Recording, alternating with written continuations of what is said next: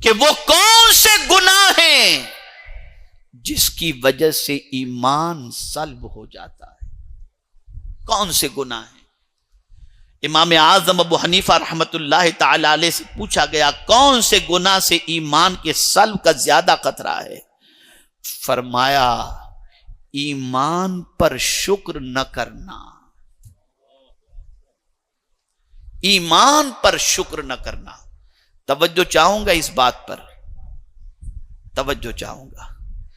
کیا دور حاضر کے وہ لوگ جو دنیاوی تعلیم کے اعتبار سے بلند و بالا مقام پر پہنچ جاتے ہیں، یا مال و دولت کی بنیاد پر اتنا مال کا ذخیرہ جمع کر لیتے ہیں کہ انہیں کسی چیز کا کوئی ٹینشن نہیں ہوتا، کیا یہ بات سچ نہیں ہے کہ کبھی کبھی وہ کہتے نظر آتے ہیں کہ یار غیروں کے درمیان اپنے آپ کو مسلمان کہلانے میں شرم محسوس ہوتی ہے، اور کبھی یہ بھی کہتے ہیں اور نیم پلیٹ بھی لگاتے ہیں تو شارٹ فارم کے اندر، اور غیروں کے درمیان اپنے آپ کے لیے احساس کمتری. اور میں خاص طور پر کالج اور یونیورسٹی کے اسٹوڈنٹ سے کہوں گا، سن لو اور اچھی طریقے سے سن لو.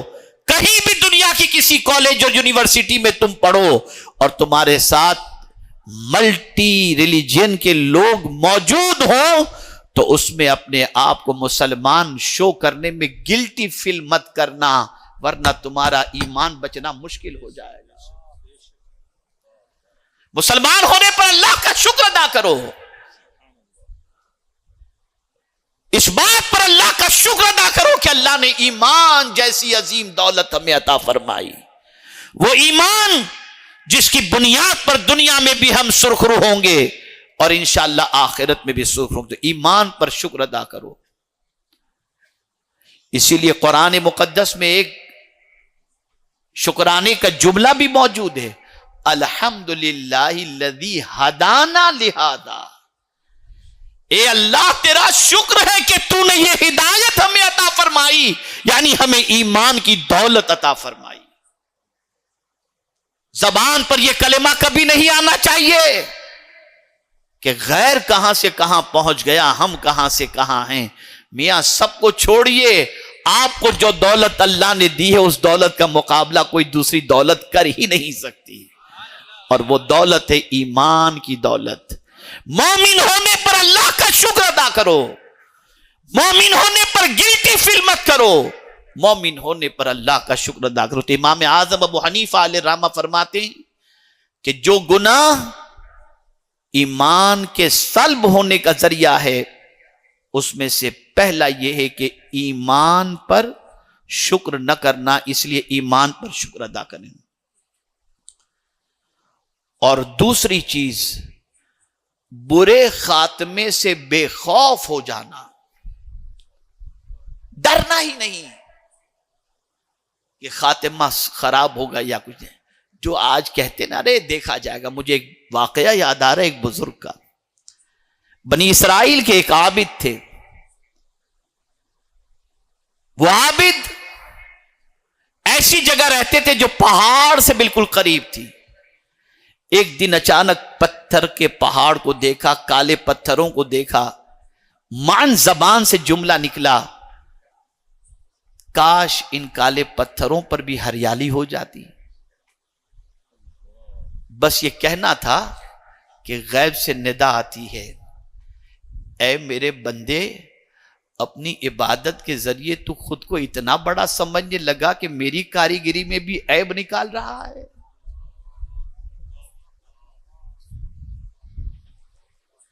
میں جانتا ہوں کہاں کیا ہونا چاہیے، تم میری تخلیق میں عیب نکال رہا ہے.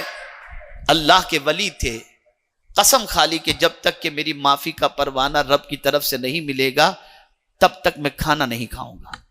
چھوڑ دیا کھانا کھانا. غیرت تھی، احساس تھا، چھوڑ دیا کھانا. کچھ عرصے کے بعد محلے کے نوجوان جانتے تھے یہ اللہ والے ہیں، پہنچے ان کے پاس. عرض کیا حضور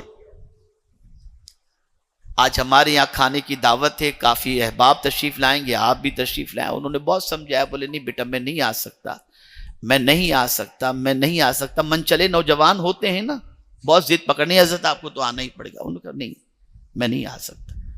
تو ایک نے کہا کہ حضرت آپ کیوں نہیں آئیں گے، وجہ کیا ہے ذرا بتائیں تو صحیح. ارشاد فرمایا میری زبان سے، غور سے سنیے گا، میری زبان سے اللہ کا ناپسند ایک جملہ نکلا تو میں نے قسم کھا لی ہے کہ جب تک کہ خدا مجھے معاف نہیں کرے گا میں کھانا نہیں کھاؤں گا. تو ابھی تک معافی کا پروانہ مجھے نہیں ملا، اس لیے میں کھانا نہیں کھا سکتا. اب آج کے من چلے نوجوان غور سے سنیں. ایک نوجوان نے کہا ارے حضرت آپ کیا ٹینشن لیتے ہو، کوئی تکلیف اور عذاب آئے گا تو ہم جھیل لیں گے، آپ کو ٹینشن نہیں ہونے دیں گے. بس یہ کہنا تھا اس من چلے نوجوان کا. فوراً غیب سے آواز آتی ہے اس اللہ کے ولی کو، میرے بندے اس علاقے کو چھوڑ کر نکل جا، جنہوں نے میرے عذاب کو ہلکا سمجھا ہے اب ان قریب ان پر میرا عذاب آنے والا ہے. وہ لوگ جو بے لگام ہو کر اللہ کے عذاب کے سلسلے میں اور اللہ کی پکڑ کے سلسلے میں نازیبا کلمات کہتے ہیں، انہیں اس واقعے سے سبق سیکھنا چاہیے. برے خاتمے کے خوف سے ڈرو، اس لیے ہمیشہ اس چیز کا خیال کرو کہ اللہ ہمارا خاتمہ ایمان پر فرمائے. میں ایک وظیفہ بھی آپ کو دوں گا کہ اس وظیفے کے پڑھنے والے کے سلسلے میں امام عشق و محبت نے فرمایا انشاءاللہ اس کا خاتمہ ایمان پر ہوگا. اور اسی کے ساتھ مولا علی کرم اللہ تعالی وجہہ الکریم کا بھی ایک وظیفہ آپ کو دوں گا انشاءاللہ، اس کے ذریعے بھی خاتمہ ایمان پر خاتمے کے سلسلے میں اللہ کی بارگاہ سے امید رکھی جا سکتی ہے. تو دوسرا گناہ برے خاتمے سے بے خوف ہونا. اور پھر امام اعظم ابو حنیفہ رحمت اللہ تعالی علیہ فرماتے ہیں تیسرا گناہ اللہ کے بندوں پر ظلم کرنا. اللہ کے بندوں پر ظلم کرنا. آج کبھی کوئی شوہر بیوی پر ظلم کر رہا ہے، کوئی سیٹھ نوکر پر ظلم کر رہا ہے، کوئی ٹرسٹی ملازمین پر ظلم کر رہا ہے. ظلم سے اپنے ہاتھ کو کھینچ لو، اس لیے کہ یہ وہ گناہ ہے جس کی وجہ سے خاتمہ خراب ہونے کا اندیشہ ہے. میرے پیارے آقا صلی اللہ علیہ وسلم کے پیارے دیوانوں، اور بہت ساری تفصیلات ہیں، میں اس طرف جانے کی بجائے اب آئیے تھوڑے سے مضمون کو سمیٹتے ہوئے عرض کروں. جب ہم جان گئے قرآن کی روشنی میں کہ موت کی تکلیف حق ہے، سکرات کی تکلیف حق ہے، اور خود حضور صلی اللہ علیہ وسلم اللہ کی بارگاہ میں دعا کرتے اللہم ہون علی سکرات الموت، اے اللہ موت کی تکلیف مجھ پر آسان فرما دے. اپنی امت کی تعلیم کے لیے حضور یہ دعا کیا کرتے تھے. تو آپ اندازہ لگائیں کتنی تکلیف ہوگی. آپ نے کبھی محسوس کیا آپ نے سکرات کے عالم میں جو ہوتا ہے وہ بیچارہ بول بھی نہیں پاتا، سب سے پہلے اس کی زبان بند کر دی جاتی ہے.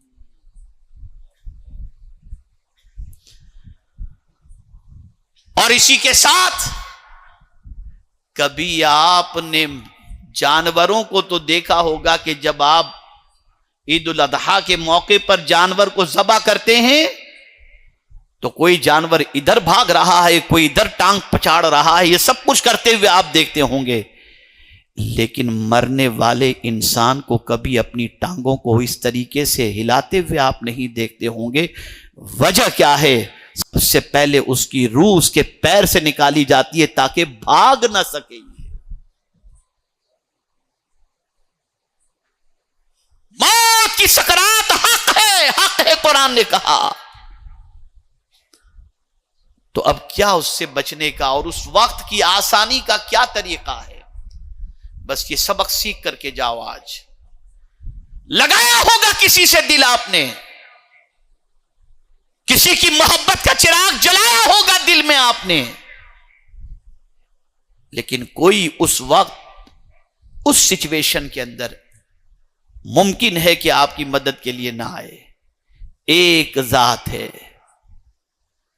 جس کے بارے میں اعلی حضرت عظیم البرکت امام عشق و محبت رہنمائی کرتے ہوئے نظر آتے ہیں. وہی نزع کے وقت جب شیطان ایمان کو چھیننے کی کوشش کرتا ہے، ایمان کو سلب کرنے کی کوشش کرتا ہے، تو اعلی حضرت کہتے ہیں یا الہی، یا الہی، اللہ سے عرض کرتے ہیں یا الہی بھول جاؤں نزع کی تکلیف کو، یا الہی بھول جاؤں نزع کی تکلیف کو، شادی دیدار حسن مصطفیٰ کا ساتھ ہو۔